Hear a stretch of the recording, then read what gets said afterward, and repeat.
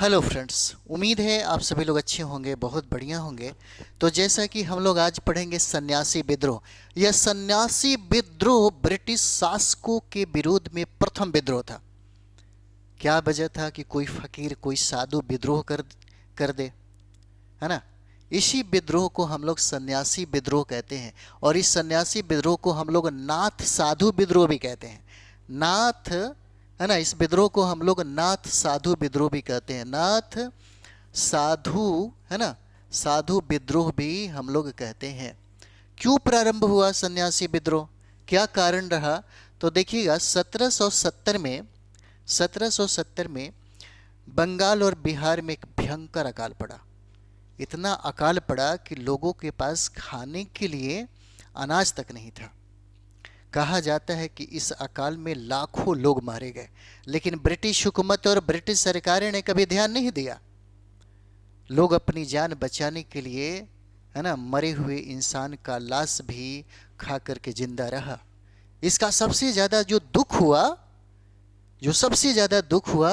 है ना, जिसमें इस आंदोलन को जो प्रारंभ किया, उस आंदोलन में केना सरकार और दर्जी नारायण के द्वारा यह आंदोलन प्रारंभ किया जाता है। और हम लोग देखें तो ये आंदोलन जो है, यह धार्मिक रूप से जितने भी लोग शामिल थे इसमें, चाहे वह हिंदू हो चाहे वह मुसलमान हो, यह दुख तकलीफ जो है दोनों लोगों के पास था, हिंदू हो चाहे मुसलमान हो। और यही वजह था कि इस सन्यासी विद्रोह में हिंदू और मुसलमानों का तादाद एक बहुत बड़ी संख्या में बढ़ गई।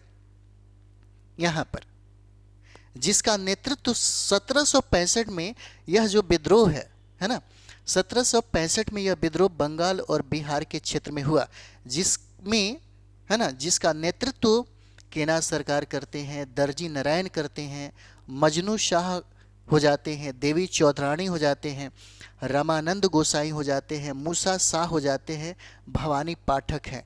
यानी कि सन्यासी विद्रोह में इतने सारे सदस्य ही नहीं, बल्कि देखिए तो हिंदू और मुसलमान दोनों लोग बहुत तेजी से इस मतलब गुट में शामिल होने लगते हैं। इनका काम क्या है? तो ये लोग गुरीला पद्धति पर काम करते हैं।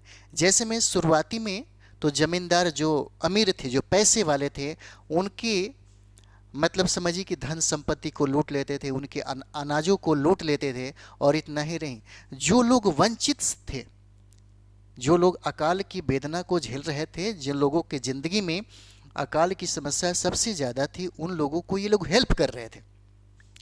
बाद में अंग्रेजी सरकार के सरकारी खजाना और जो पदाधिकारी थे, उनको लूटना शुरू कर दिया। उनको इन लोगों ने क्या किया? लूटना शुरू कर दिया। और यही वजह है कि यह सन्यासी विद्रोह 1800 ईस्वी तक अनेक अनेक रूपों में दिखाई देता है, अनेक अनेक रूपों में देखने को मिलता है ना। यानी कि यह जो विद्रोह है, यह विभिन्न रूपों में, यानी कि यह विद्रोह जो है विभिन्न रूपों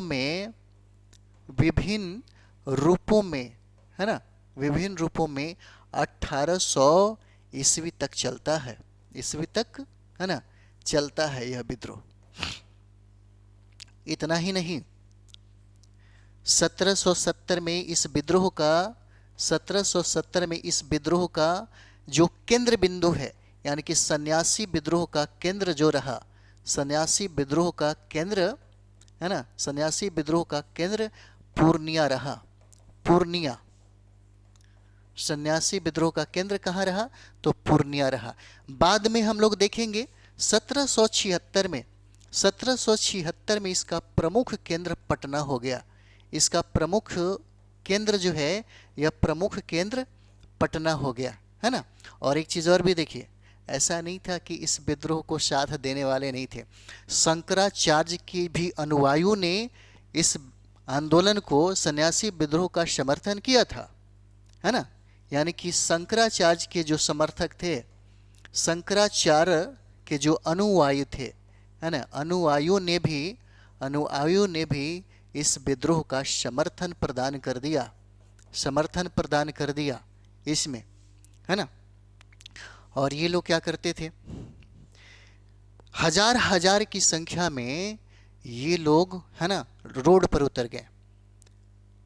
और जमींदारों की जो संपत्ति होता था या सरकारी जो है ना खजाने होते थे उसको ये लोग लूट लेते थे, ये लोग लूट लेते थे। और सबसे इम्पोर्टेंट बात क्या है कि इस सन्यासी विद्रोह का जो चर्चा है ना, जहाँ से प्रश्न पूछा जाता है, यानी कि इस सन्यासी विद्रोह का जो चर्चा है यह आनंद है ना, आनंद मठ नामक एक उपन्यास है। आनंद मठ में इसका चर्चा मिलता है। और आनंद मठ का जो रचना किया, ये रचना किया बंकिम चंद्र चट्टोपाध्याय के द्वारा। बंकिम चंद्र है ना चट्टोपाध्याय के द्वारा, चट्टोपाध्याय के द्वारा इसका रचना किया जाता है। बहुत इंपॉर्टेंट है। और ये आनंद मठ जो है ना, आनंद मठ क्या है, एक उपन्यास है। और इसकी जो भाषा है, यह भाषा बांग्ला भाषा में इसको लिखा गया है ना, बांग्ला भाषा में इसको लिखा गया। और इसी आनंद मठ में सन्यासी विद्रोह के घटना का वर्णन मिलता है। इसी में सन्यासी विद्रोह के है ना, सन्यासी विद्रोह के घटना का वर्णन जो है ना, घटना का वर्णन इसी में मिलता है ना, इंपॉर्टेंट हो जाता है ये,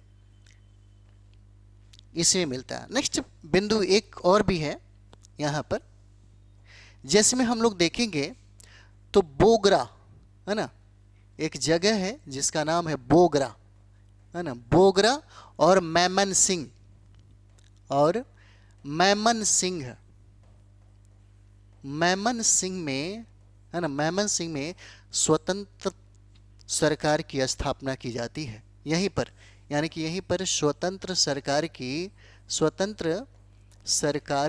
स्थापना किया जाता है, स्थापना किया जाता है ना।